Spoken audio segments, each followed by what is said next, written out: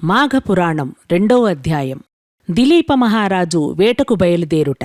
దిలీపుడను మహారాజు అనేక యజ్ఞయాగాది క్రతువులొనర్చిన గొప్ప పుణ్యాత్ముడు. అతడు తన రాజ్యమందరి ప్రజలను తండ్రివలే అన్ని విధములా కాపాడుచుండెను. ఒకనాడా భూపాలునకు వేట నిమిత్తం అడవికి పోవలనన్నడి కోరిక కలిగెను. మనస్సు కలిగిన కోరికను ఎట్టివారలకైనను నెరవేర్చుకునుట సహజమే కదా. ఆ విధంగానే దిలీప మహారాజు వేటకు పోవ నిశ్చయించి వేటకు కావలసిన సమస్త వస్తువులను సిద్ధం చేసి వేట దుస్తులు ధరించి సైన్య సమేతుడై వెడలెను. దిలీపుడు వేటకు వెళ్లిన అడవి క్రూరముగురములతో నిండియున్నది. ఆ క్రూర జంతువులు సమీపమందున్న గ్రామములపై పడి పశువులను మనుష్యులను చంపి నానా బీభత్సములు చేయుచున్నవి. దిలీపుడు అడవిలో మాటువేసి మృగములను చంపుచుండెను. తన పరివారము కూడా మృగములను మట్టుపెట్టుచుండిరి. ఇలా కొన్ని రోజుల వరకు అడవియందు ఉండి అనేక క్రూర జంతువులను చంపిరి. ఒకనాడొక మృగం పైన బాణం వేసెను. ఆ బాణాన్ని తప్పించుకుని ఆ మృగం పారిపోయెను. దిలీపుడు పట్టువిడవక దాని వెంట పరిగెత్తెను. ముందు మృగం, వెనుక దిలీపుడు, అతని వెనుక పరివారము పరుగుడుచుండగా ఆ మృగం ఒక కీకారణ్యమున ప్రవేశించెను. అప్పటికే దిలీపుడు అలిసిపోయినందున దాహంచే నాలుక ఎండిపోతున్నది. నీటి కొరకు పరివారమంతా వెతుకుచుండిరి. అదృష్టం కొలది ఆ సమీపంలో ఒక సరస్సు కనిపించినది. దానిని చూచి సంతోషపడి దిలీపుడు సరస్సును సమీపించెను. ఆ సరస్సు అంతులేని తామర పువ్వులతో నిండి అతి మనోహరముగా నుండెను. దిలీపుడు అతని పరివారము తృప్తిదీరా నీరు తాగిరి. గట్టుపైన ఉన్న వటవృక్షం క్రింద అలసట తీర్చుకొనుచుండగా దిలీపుడు వేటలో చెల్లాచెదురుగా తరిమివేసిన పులులు, సింహాలు, అడవి పందులు మొదలగు జంతువులు కూడా ఆ సరస్సు వద్దకే వచ్చి చేరినవి. దిలీపుడు అతని పరివారము వాటిని చూచి గురిపెట్టి బాణములు వేసి చంపిరి. దిలీపుడు సంతోషించి వాటి చర్మాలను ఒలిపించి తన నగరమునకు బయలుదేరి వెళ్ళిపోవుచుండెను. అటులా ఇంటిముఖం పట్టి వెళ్ళుచున్న సమయమున మార్గమందు ఒక సద్బ్రాహ్మణుడు ఎదురయ్యెను. ఆ బ్రాహ్మణుడు బ్రహ్మతేజస్సు కలిగి ప్రకాశించుచుండెను. ఆ విప్రుని చూడగానే దిలీపుడు ఆగి నమస్కరించి చేతులు జోడించి నిలబడి ఉండెను. ఆ బ్రాహ్మణుడు క్షణమాగి ఆ రాజును గాంచి ఈతని ముఖవర్చస్సు చూడగానే గుణవంతుని వలె నున్నాడు. ఈతనికేదైనా ఉపకారము చేయుట మంచిది అని మనసులో తలచి, మహారాజా, శుభకరమైన ఈ మాఘమాసంలో సరస్సు దగ్గరలో ఉన్నను అందులో స్నానం చేయకుండా ఇంటికి పోవుచున్నావేమి?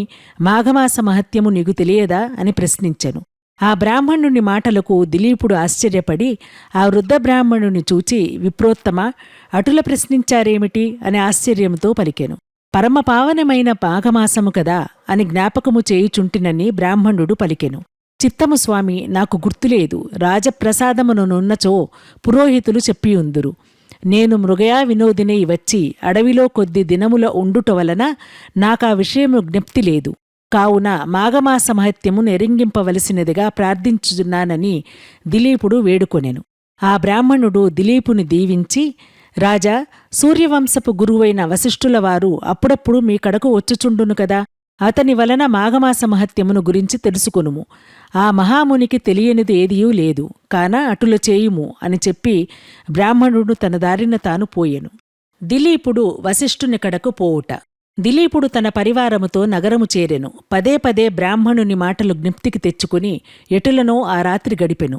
మరునాడు ప్రాతకాలమున లేచి కాలకృత్యములు తీర్చుకుని మంచి ఉడుపులు సకలాభరణములు ధరించి మంత్రి సామంతాదులతో వశిష్ఠుల వారి దర్శనమునకై వారి ఆశ్రమమునకు వెళ్ళెను. ఆ సమయంలో వశిష్ఠుల వారు తపమాచరించుకొనుచున్నారు.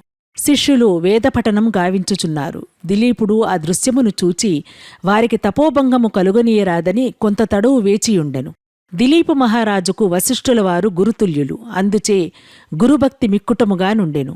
మరికొంతసేపటికి వశిష్ఠుడు తపస్సు నుండి లేచి రాజును కుశల ప్రశ్నలడిగి ఉచితాసనముపై కూర్చుండబెట్టి వచ్చిన కారణము అడిగెను. దిలీపుడు వశిష్ఠునితో, ఋషిసత్తమా, తమ వలన నేను అనేక రాజధర్మములు పురాణేతిహాసములు విని సంతుష్టుడనైతిని. కాని మాఘమాస మహత్యమును గాని దాని ధర్మములు గాని తెలియనందున ఆ విషయములు తమ నుండి తెలుసుకునగోరి తమ వద్దకు వచ్చి తిని. కాన పరమపావనము మంగళప్రదము అయిన మాఘమాస మహత్యమును వివరించవలసినదిగా కోరుచున్నాను అనెను. అవును మహారాజా, నీ కోరిక సమంజసమైనది.